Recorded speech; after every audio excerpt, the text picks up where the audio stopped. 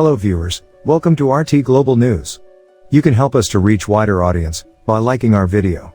Please also share your feedback in the comments section. Is Russia preparing to strike Afghanistan?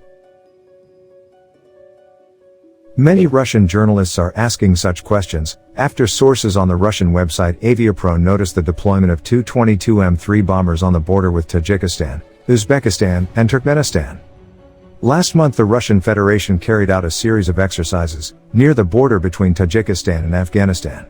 In addition to bombers, the Russian Federation sent thousands of troops, heavily armored vehicles, and support equipment during military exercises. Russian experts note that the two 22M3 long-range bombers remained at their bases in Tajikistan after the exercise, and new ones were wintered at the bases of the Russian Federation in Uzbekistan or Turkmenistan.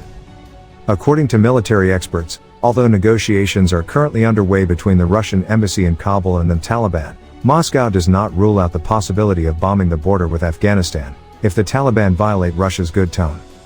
Other analysts say the deployment of the bombers, in addition to a preventive and precautionary measure, is intended to protect the Tajiks, as they have been of interest to the Taliban in the past. Almost 3 weeks ago a meeting was held in Moscow between Russians and Taliban, at which the Taliban promised not to tease Tajikistan. Although the Taliban has shown no interest in attacking neighboring countries, the Russian military is ready to attack fighters using military aircraft at the first request of Tajikistan, Uzbekistan, and Turkmenistan. Taliban terrorists have come to power in Afghanistan, but that does not mean that Russia's position has changed in any way about this terrorist movement.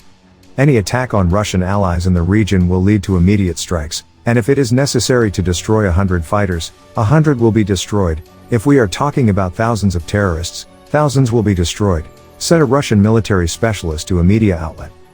It should be noted that the Taliban are also likely to be aware of Russia's position, and therefore do not undertake any provocations, actively using negotiations with the Russian side. Amrullah Saleh, Vice President of Afghanistan, and Ahmad Massoud spotted in Panjshir Valley.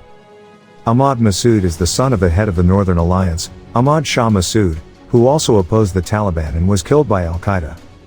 They are bringing all anti-Taliban commanders together in Panjshir. This province is still free from Taliban.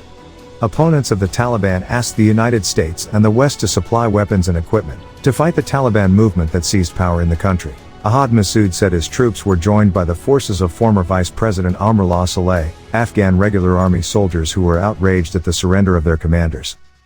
Massoud said that his fighters have a certain stock of weapons and ammunition, which he have patiently collected since his father's time, because we knew that this day might come. He assured that he and his fighters would defend Panjshir, as the last bastion of Afghan freedom. But this is not enough. He said, his friends in the West will not find a way to provide for us without delay, he writes, adding that he begs the friends of Afghanistan to intercede for them. To get latest updates on the global news, please subscribe to RT News and turn on the notifications so that you get all the global events update as it happens.